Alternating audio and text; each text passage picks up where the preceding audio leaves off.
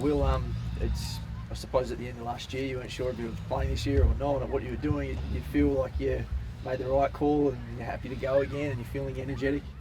Yeah, I do. I mean, pre-season's usually the hardest part for me of the year, as most players. So I've been feeling really good this pre-season. I've really enjoyed myself. It's been pretty highly competitive, which suits me. I'm a competitive person, so I've been enjoying it with a lot of the senior boys out on track as well, which is, again, probably a bit different the last couple of years. We've had a lot of injuries, but most of the senior guys have been out there and it's been enjoyable. The ones who haven't been out there, though, it's a good reason you're around, I suppose. Tommy and Jeremy McGovern and Oscar Allen, these are guys that, you're going to need to fill that hole if they're not quite ready for the start. So it's a smart move to keep you around, I suppose.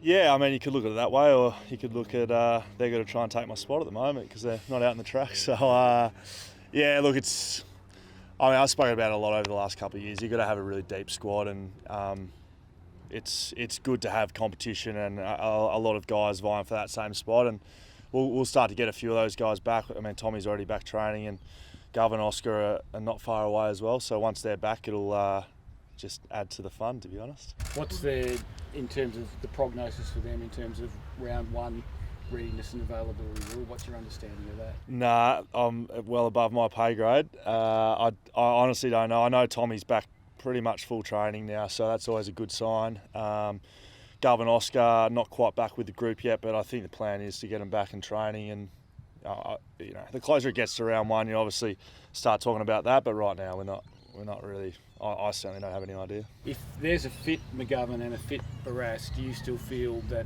you can push into the best 22? That there's a role for you in the best 22? Yeah, we've played a lot of footy together, Tom, Gov and myself, and I think our record's pretty good as a threesome playing in there. So the game's certainly changing. Like every year, sometimes teams are going taller, sometimes teams are going smaller. I think probably from my personal point of view, I'm able to play tall and small, so that helps a little bit. But again, as it's been definitely the last couple of years, it'll be match-up dependent, that sort of stuff. But it'd be great to get them both out on the track, and we'll get some runs on the board in the pre-season, and then just see how we go once the season comes around. And the other one that probably affects your spot in the team is Josh Rotham. How's he tracking, and what sort of footballer do you think he will be, and what sort of footballer will he be in 2020, probably more of the time?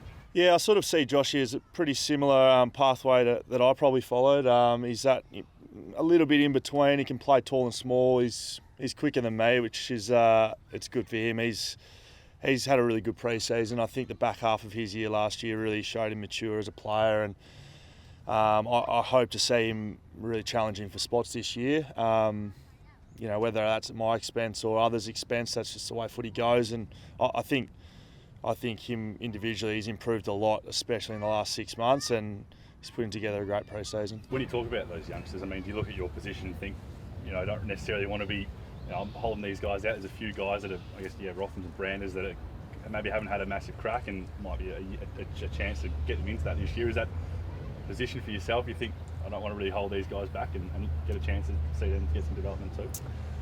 No, not really. I've been a young player as well, and you've got to earn your stripes. So if they can play better than me, play a better role, and they're better for the team, then great, get them in. But I think you'll find a lot of senior players around the league. You've got to have the attitude that you want to play senior footy, and if that's at expense at younger guys, then sometimes bad luck. I did the same thing.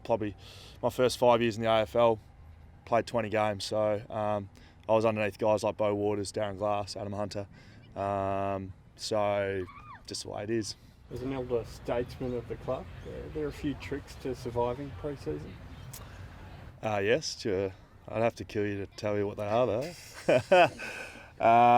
Yeah, it's. Tell us and kill him. Yeah. No, it's certainly. You certainly get older and wiser as you go, and I think that continuity and making sure you can make every session and be there at every session's a real. It's not a trick. It's something that a lot of senior guys, if you can do, you generally set yourself up to be able to play games of footy during the year. The broken pre-seasons generally relate to a broken in-season. So if you can get yourself to a state where you can complete every session, you might not be at the level some of the younger guys can get to. You can't run as fast, you can't run as far, but as long as you're there, generally I think during the season that equates to a pretty strong season. You were known as an exceptional athlete as you came through. How are you athletically now compared to the way you were then, given your age? I think I've changed. Probably I've put 15 kilos on since I first got in the system, so generally find it harder to run around with 15 kilos on your back. But I've definitely become stronger, and the way the game is now, it's changed a little bit probably to when I first started playing in terms of repeat speed and distance covered, especially at those key position spots. You can really focus on the shorter efforts, and it's less about up and back. Like, I suppose you saw guys like Nick Rewalt. He'd be a good example of guys that covered so much ground. There's probably less of those guys in the league at the moment, so got to be a bit stronger and be able to match them with speed. Do you approach it that this is your last season and you want to take everything in, enjoy it, or are you still keeping an open mind that this might not be it? Yeah, definitely got to have an open mind.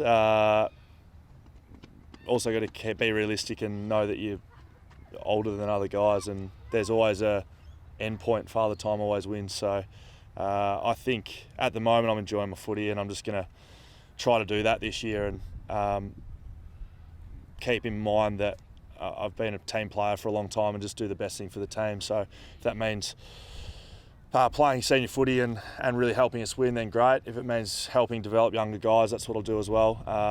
But in the end, I guess those sort of decisions will be made at the end of the year. It's a way off now. What have you noticed? There's a lot of talk about how you guys will play this year with Tim coming in. He's such a dominant player. He's a very different player to Chris Marston, who probably replaces in the midfield. What have you noticed about what you're going to do differently in terms of game style? Game style, I mean, we're working on that at the moment. It's something that most teams do in the pre-season. Not sure we'll change too much. It's been pretty proven over the last 2-3 years, but a guy like Tim's calibre certainly changes how you do things. I mean, you've got to be able to get him into spots where he's going to affect the game the most. I'd put him in the top 5 midfielders in the comp, so you're obviously going to see a change there because you're going to be able to get him in there. And play him where he's going to, win games of footy for us. So I've been incredibly impressed by the way he goes about it. And, you always see someone from afar and they're a good player and you respect them on the field, but seeing how he trains, and he's got a great footy brain, really smart guy out in the field, and I'm just excited to see how he's going to impact our game. He's been kicking a few goals at training, so I'd like to say do a bit of that during the season. How's Willie's return to training impacted the group? Yeah, it's been good from my point of view, having him around. He's a premiership teammate of mine and a great friend. So for me, I think having him around is good for his welfare, good for his mental space, and he's working pretty hard to gain that respect back. There was a bit of talk from Simo when he returned that players will just have a bit of a chat with Willie and I guess sort of discuss sort of what went on. How was that conversation, and I guess can you give us an insight into what that sort of was like?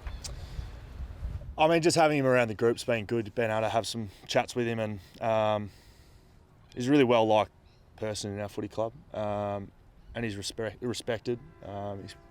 He's trying to earn a bit of that respect back at the moment, but having him around and being able to have discussions with him is just a good thing because in the end we're all very close to him, so we care about him. You said earning respect back.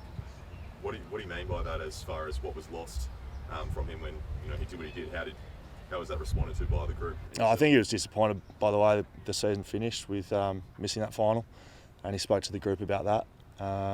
That's probably what it relates to.